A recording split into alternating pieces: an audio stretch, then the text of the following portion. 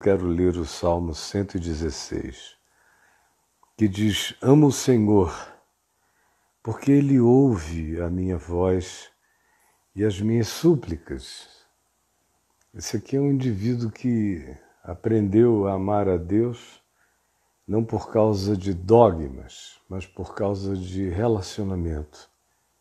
Ele ama por causa da tratabilidade, da responsividade, do carinho terno que ele sente da parte de Deus em relação à condição dele, o que o fez ficar grávido de amor, porque o Senhor ouve a minha voz, porque Ele ouve as minhas súplicas, porque Ele se importa comigo, porque inclinou para mim os seus ouvidos, baixou como quem se acocora para ouvir uma criança. Por isso, eu o invocarei enquanto eu tiver vida.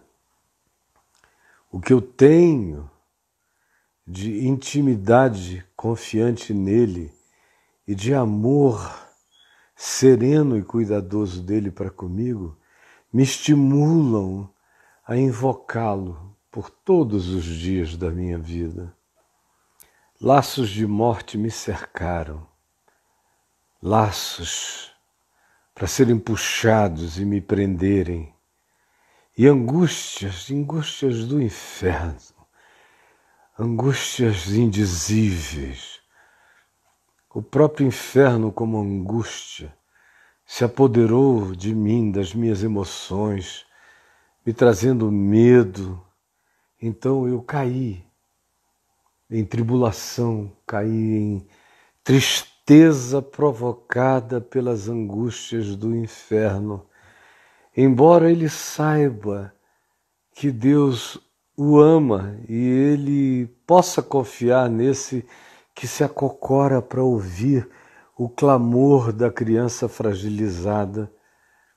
No entanto, o poder das angústias do inferno, quando se apoderam da gente, abismam frequentemente a gente em tribulação e em tristeza.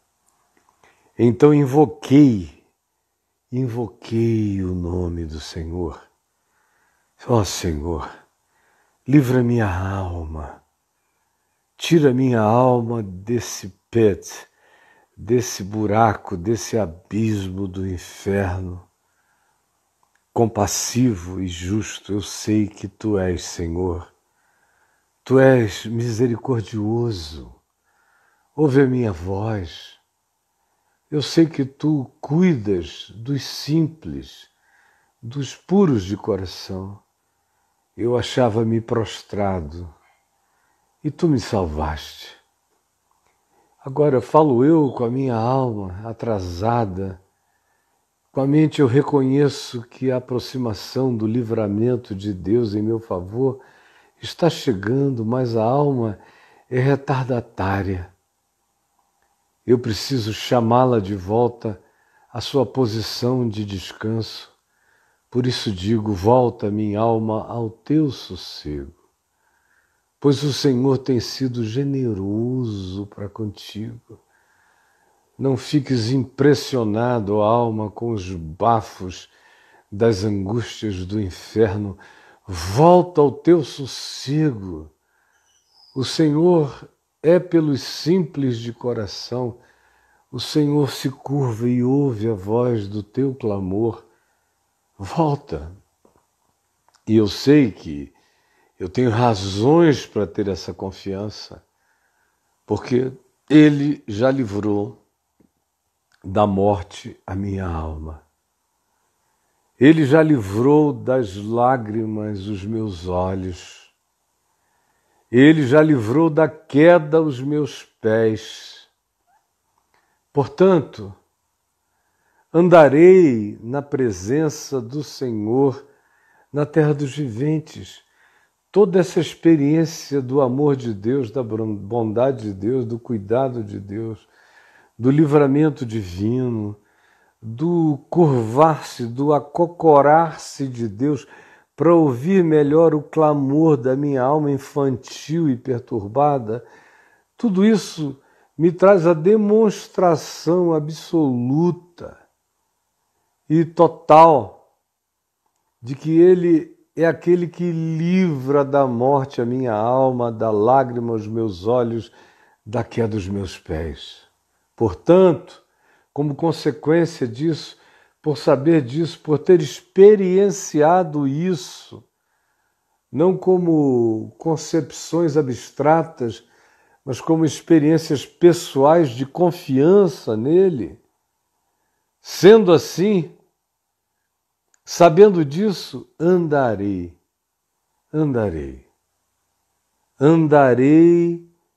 na presença do Senhor na terra dos viventes. O resultado disso é que eu não tenho mais como viver uma vida que não seja consequencialmente coerente com o que eu creio, com o que eu provo, com o que eu experimento, com o que eu sei do socorro divino para com o meu ser, mesmo quando a minha alma parece mais um poço infernoso de tanta agonia. Eu, todavia, tenho a experiência do livramento de Deus que livrou da morte a minha alma, das lágrimas dos meus olhos, da queda dos meus pés. Portanto, andarei na presença do Senhor aqui no mundo, entre os humanos, na terra dos viventes. Eu cria em Deus. Durante todo o tempo eu criei, ainda que eu tenha dito. E o que eu disse? Eu disse, estou sobremodo aflito, desesperadamente angustiado, embora eu creia em Deus. Eu disse, na minha perturbação, no meu surto, na minha falta de equilíbrio total, eu disse que todo homem é mentiroso, que ninguém presta, que não há ninguém digno de confiança. Mas essa era a exacerbação do meu estado angustioso.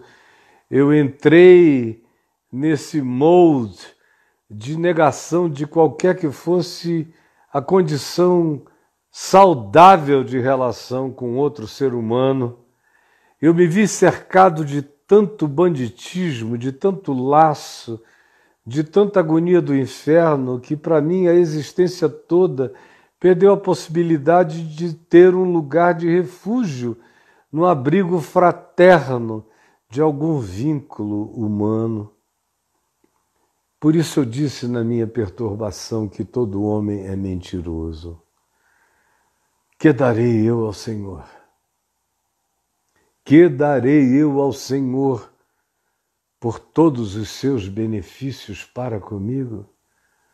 Ao mesmo tempo em que minha alma está angustiada, ainda vivendo os ecos e o crepitar angustioso do inferno psíquico, eu, no entanto, ganhei consciência de que eu estou doente de medo, doente de pânico, doente de negatividade.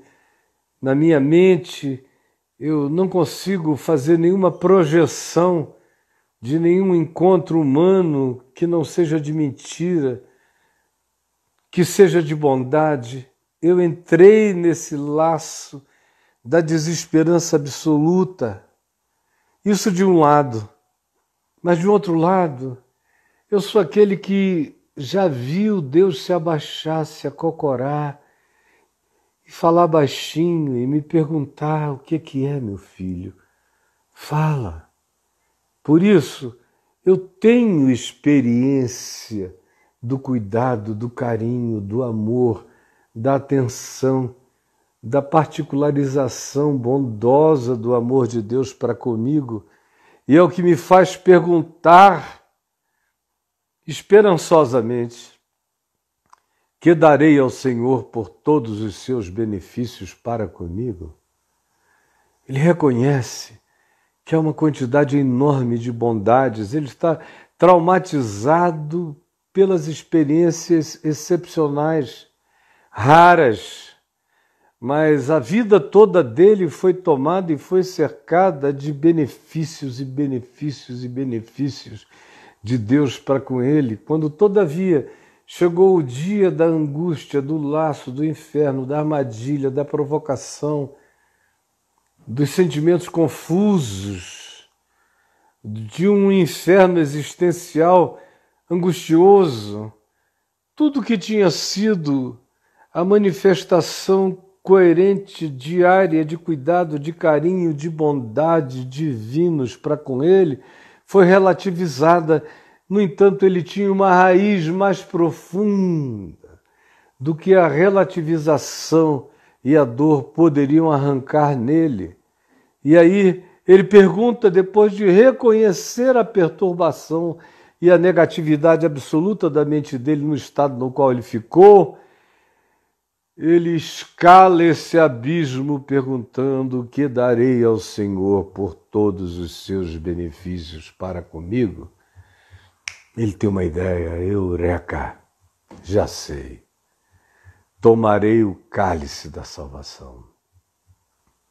O cálice da salvação, e invocarei o nome do Senhor. Que darei ao Senhor? Eu não tenho nada para dar. Ele é o Deus da graça, ele nunca fez nenhuma barganha comigo, nunca esteve em negociação comigo. Tudo que me fez foi graça, é favor imerecido. E eu estou aqui traumatizado por causa da maldade humana que me cerca e relativizo o próprio Deus, querendo que ele teleguiasse a minha vida, robotizasse os meus inimigos, a perversidade dos homens, de modo que eu passasse pela terra sem experimentar a dor? Não. Eu sei que o que me ocorre quando praticado pelos homens tem a ver com a sandice de cada indivíduo, mas a vida em si, ela é carregada de tantas misericórdias de Deus para comigo. O que eu darei como reciprocidade a tanta bondade durante todo o curso da minha existência? Que darei? Eu já sei. Darei nada. Eu só tomarei mais graça, beberei mais desse amor, confiarei mais nessa fidelidade, tomarei o cálice da salvação e invocarei o Senhor com meu coração pacificado. Cumprirei os meus votos ao Senhor, na presença de todos os que me veem. E os meus votos são os meus compromissos com amor, com justiça, com esperança, com paz, com bondade, com benignidade, com mansidão, com domínio próprio. É isso que meu ser vota na direção de Deus. Esse é o compromisso feito. Andar no caminho sobremodo excelente, andar em amor, em verdade, em justiça, em fé, em esperança, sem voltar atrás, todos os dias da minha vida. E aí eu cresço para saber, para discernir que nada pode me separar do amor de Deus, nada, de nenhuma natureza, não há nenhum anacronismo que possa me afastar desse amor. Por isso é que se diz: preciosa é aos olhos do Senhor a morte dos seus santos. Esse vínculo com Deus é tão extraordinário que nem morte nem vida podem nos separar deste amor. Ao contrário, até aquilo que para nós parece ser luto do lado de cá, se a gente pudesse ter os olhos abertos e ver o que está acontecendo do lado de lá, nós veríamos como é linda, como é preciosa, aos olhos do Senhor, a morte dos seus santos, dos que partem para a eternidade, para outra dimensão, como filhos do amor. Eles entram num estado de preciosidade indizível. Nele ninguém morre, e nele todos são glorificados. Preciosa é aos olhos do Senhor a morte dos seus santos. Senhor, deveras eu sou teu servo, eu sou teu servo, eu sou teu servo sim. Sou teu servo, filho da minha mãe que te amava e te servia. Tu tens quebrado as minhas muitas cadeias, despedaçado as minhas correntes, os meus aprisionamentos, os meus medos e os meus vícios. Por isso eu te oferecerei ações de graça, louvores. Invocarei sempre o teu nome na minha vida, em todas as ocorrências do meu viver, do meu existir. E eu cumprirei o meu compromisso com a lei do amor e da vida, na presença de todos os seres humanos. Eu habitarei esse ambiente de culto, de mente tomada em espírito e em verdade pela gratidão e pela alegria de pertencer a ti e de saber que tu és aquele que te acocoras para ouvires a voz do meu clamor.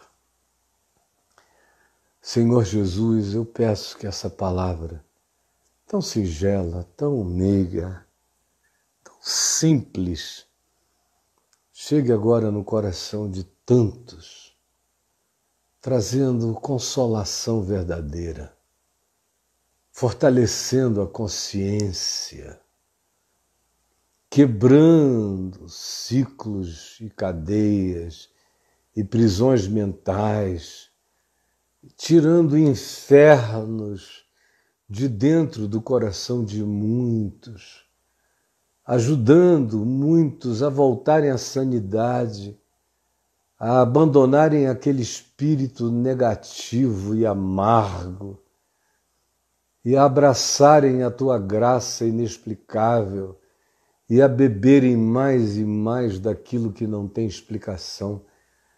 Tu nos amas porque tu nos amas e nós não somos a explicação do teu amor para conosco. Ajuda-nos a entender isso e consola o coração de todo aquele que carece